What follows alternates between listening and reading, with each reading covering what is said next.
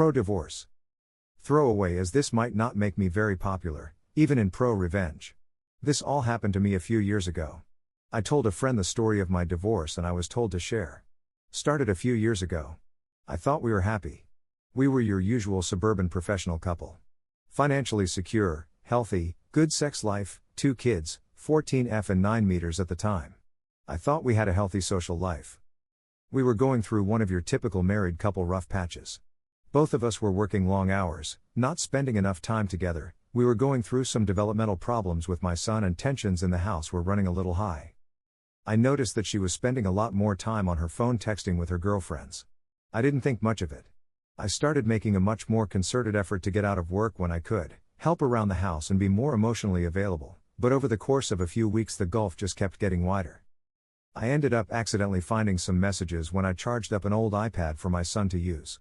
Her FB Messenger was still logged in and there were a lot of highly questionable messages with a guy from her hometown who I will call Jim Bob Cooter or JBC for short. The messages weren't completely inappropriate, but I could tell there were quite a few missing based on the times and context of the messages. I made a mental note to keep an eye on this and went about trying to fix things up. The next day after I took the day off to knock out some projects that I thought would make her happy, and left her some sweet notes reminding her how much I appreciated her, she was once again in the corner of the living room texting her girlfriends. I took the boy's iPad to the office, opened up FB Messenger and watched in real time as my wife tore me down. Her and JBC were making fun of me. All of my flaws, insecurities and secrets I entrusted to my partner were now fodder for her and JBC. Not only that, but while there wasn't outright sexting, there was a sexual undertone to the whole conversation, especially when she was bashing my performance in the sack. I managed to take some screenshots, but missed a good bit of the messages, because as the conversation was unfolding she was deleting them. I wasn't emotionally capable of confronting her. I stayed in the office until she was asleep and had a couple drinks. I took off the next day and spent some time soul-searching, drinking and trying to figure out what to do. The wife came home and wanted to know what was wrong and I just coped out and told her I had a bad day. A couple minutes later I was watching the iPad as the train wreck kept unfolding. So began a couple solid weeks of taking screenshots, drinking and detaching myself from the relationship. I knew there was no going back from this. The messages were now overtly sexual with my wife completely into it, and JBC was sprinkling in I love yous. I consulted a lawyer and got my options, and started moving forward. Here's where everything got absolutely surreal. Watching the messages I found out JBC was coming to town to spend a weekend of quality time with my wife in a pretty nice hotel. I was missing a good bit of the info. They must have had a phone conversation about it at some point, but I was able to infer enough to get the when and where. Sure as shit the next day the wife is buttering me up and wanting to take a spa weekend with the girls to relax, and when she gets back we can really focus on our marriage. I go with it all the way. It's the greatest idea she's ever had, and I'll do anything to get us back on track. I get with the lawyer and have him draft a strong separation agreement stating that she would move out, she would get weekend visitation, no child support in the interim until the divorce is final. Then I sit through the most agonizing 2 weeks of my life. After all this, most of my feelings for her are completely gone, and I'm just seething with anger like I've never felt before. D-Day arrives. I take the day off work. I withdraw half of any money in any accounts we are joint on, leave her half alone. I had already redirected my paycheck to a new bank. I close our money market account and get a cashier's check for her half and deposit my half in my new account. I stop at Office Max and print out about 75 pages of FB Messenger screenshots, and I kill time because I don't want to be at home.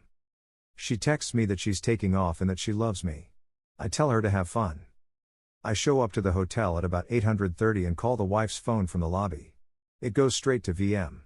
They are probably already at it, whatever. I walk up to the front desk and ask if I can use the phone to be connected to JBC's room. It rings 3 times and he picks up. JBC, hello? Me, JBC, can you send my wife down to the lobby please? JBC, I don't know what you're talking about bro. Me, okay then. I guess I'll have to call Mrs. JBC and get her down here. Totally a bluff. I knew he was married, and I knew her first name but that was it. JBC, inaudible, shuffling, panic. Me, you got 5 minutes. Click. Not even 2 minutes later my wife comes walking out of the elevator looking a little flustered. I sit her down in the corner of the lobby. Her, starts spewing bullshit saying it's not what it seems etc. etc. Me, I'm not here to argue. The things that are said in this pile of papers are what's going on. The only way I'm not giving a copy of this to daughter, your parents and emailing it to everyone we know is if you move out immediately. Wife was very prideful. Daughter was going through a rebellious teen phase and her knowing probably would have forever killed their relationship. Wife was also her parents' golden child and she always worried about what they thought of her. I didn't have much leverage and shame was my only card to play. Also her professional life is built up around her image, so I knew she would protect that at all costs. Her, sniffle, mumble, inaudible. Me, this is a check for half of the money market account. I've withdrawn my half of the money from all the other joint accounts. You should have more than enough to get a place. She starts to cry a little. I could almost see the different thoughts and waves of emotions going through her, but now was the time to keep pressing. Me, here is a separation agreement that I think is more than fair considering what's going on. I'm going to need you to look this over, sign it, and leave it at the house when you get your stuff. Do you want to look through these screenshots? Her, no. Me, okay. Go have fun with JBC. Do not come back to the house or I'm going to send this, holds up ream of screenshots, to everyone. I bounce out of the lobby, and I can hear her start to have a breakdown.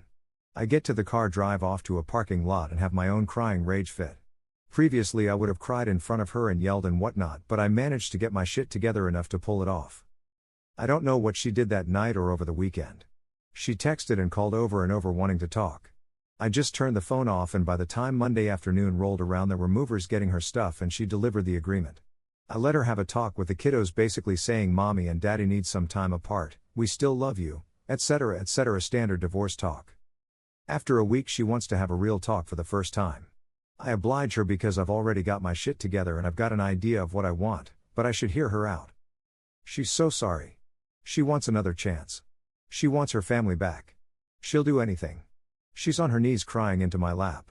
I have no intention of ever taking her back. I tell her she needs to set up marriage counseling on her own at a time that works for me. I tell her that I can't live with her, but she should be around the children to try to maintain a relationship with them. So starts our new normal of her coming over the house, cooking and having dinner with the kids 3 nights a week. She always saved me a plate, I made myself scarce, her cleaning the house and doing the kids' laundry then heading back to her place. We went to counseling. It consisted of her working through her issues with the therapist trying to figure out why she did it, her begging for forgiveness, and me stoically playing the victim.